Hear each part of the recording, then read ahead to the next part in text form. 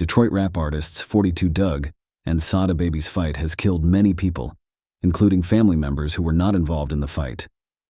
Killer Beef takes how cutthroat rap music is to a whole new level. The rappers' potential gangs have been fighting for more than 15 years. The shooting outside of a parole office started a full-on war. Members of 42 Dugg's gang were silenced before they could witness against their rivals in court, which led to even more violence. It's a sad story of gang warfare that spread to the music business and had terrible results for those who grew up on the east side of Detroit's famous 6 Mile area.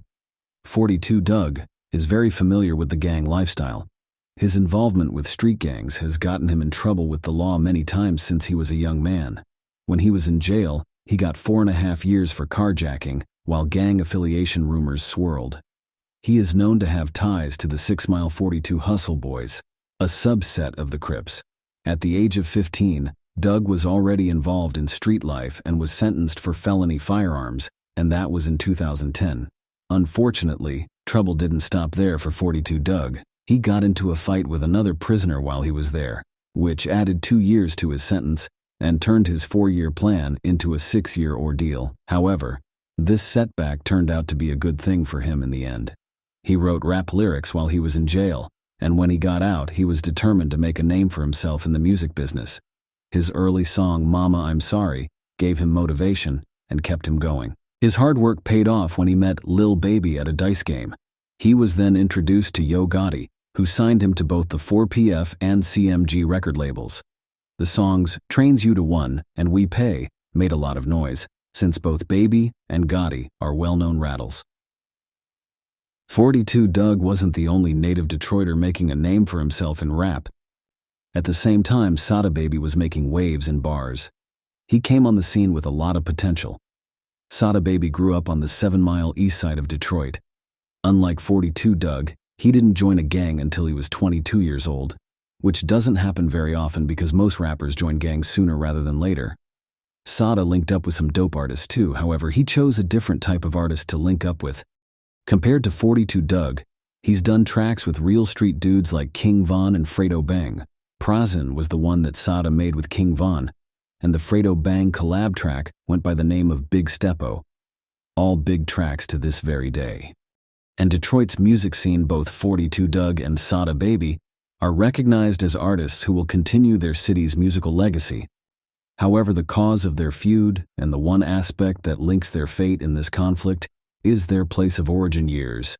There's been a gang rivalry between the 6 Mile East Side Hustle Boys and the 7 Mile East Side Bloods, which automatically put them on opposing sides.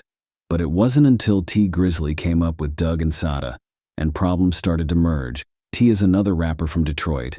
T got involved in the hood politics, despite being a part of the streets himself. Many believe that he should have known better, that this was a big mistake. However, it's also believed that T was in it for the moolah hand and didn't really care about the drama that would follow. Ultimately, his intro was building his brand and providing for those who were close to it. That's no different from what other hustlers like Young Dolph did. It's a matter of creating something out of nothing, and nobody can judge him for that. Grizzly worked with the 42 Twins on a song called Secrecy. After that, he signed Sada Baby to his record player, but this caused trouble between 7 and the 42 gang because Grizzly was connected to both groups. This led to a heated exchange between 42 Twins and Grizzly, each calling each other out. The situation escalated to the point where death threats would be exchanged between the two, playing the groundwork for the conflict to spill over into the careers of Sada Baby. Partnership between T Grizzly and Sada Baby dissolved after Sada's aunt, who was their mutual manager, became involved in the ongoing street feud, with one of Sada's opponents resulting in her becoming a victim.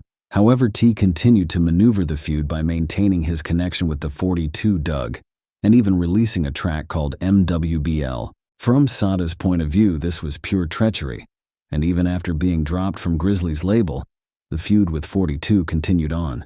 This became evident after a party in Detroit where 42 Dugg and his gang performed a diss track on stage, while Sada was present to perform as well. The whole thing did not go by unnoticed. The whole 42 performing this on stage at T Grizzly birthday bash is a moment in Detroit history. Many believe that the tensions would escalate into violence, but fortunately, Things did not erupt into physical altercations, however. This incident added more fuel to the already burning fire when rumors surfaced that 42 Dugg was involved in the robbery that led to Sada Baby losing his chain, other belongs along with his own gun. Sada put an end to the rumor even more when he said on Instagram that he is not connected to the Cleveland rapper Doughboy. Doughboy is an Ohio rapper who started rapping in 2012 with his mixtape, Boys in the Hood. He later made a name for himself and signed with the Future's record label Free Bands. Even though Doughboy doesn't work for the same blocker city, he got involved in the fight between Dugg and Sada and became involved in the fight. Doughboy reacted by confronting and asking the baby in a video to tell the truth about the robbery that happened. On the other hand, keep jabbing at both 42 Dugg and Doughboy, saying that their claims were also made up to get attention. However, Doughboy eventually told everyone what really happened in the streets. If you let fans get you to keep talking on, you should have been left alone. Then you were goofy, after Doughboy publicly admitted that Sada Baby was robbed. Dugg responded right away, laughing at the supposed truth being revealed. On the other hand, he stuck to his story and said it was all cloud chasing, even though T Grizzly's aunt had died. The tension between the two rappers only grew because of their pride and egos, especially since they both represented Detroit. It was cool that he'd let me hear his album before. Yeah, Sada continued to disrespect Dugg, even teasing him. Dugg is still going on, with both sides insulting each other in interviews and on social media, even though the robbery was supposedly true, and Sada still denies any participation and treats Dugg badly. Dugg and Grizzly are stuck in the middle, and Dugg has already lost someone close to him when his aunt died. It might be nice if the problem could be handled peacefully, but pride and ego could make that hard.